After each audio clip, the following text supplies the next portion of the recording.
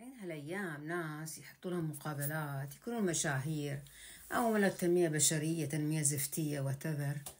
يطلع لك يقول لك كل إنسان مر في حياتك هو درس لك تتعلم منه، اللي خانك، اللي غدر فيك، اللي كشت فيك، هذول بالعكس أنت تتعلم دروس منهم ولازم تشكرهم. أنا أقول لهم شكرا في النهاية صراحة. كلو تبن هذا الكلام اللي أنتوا تقولونه يخلي الناس أول شيء ما تعيش مع حزنها والغضب اللي صاير فيها. الشيء الثاني، أنت قاعد تخلي الإنسان الخاين، المجرم، القاتل، الحرامي، الغادر يفلت منها.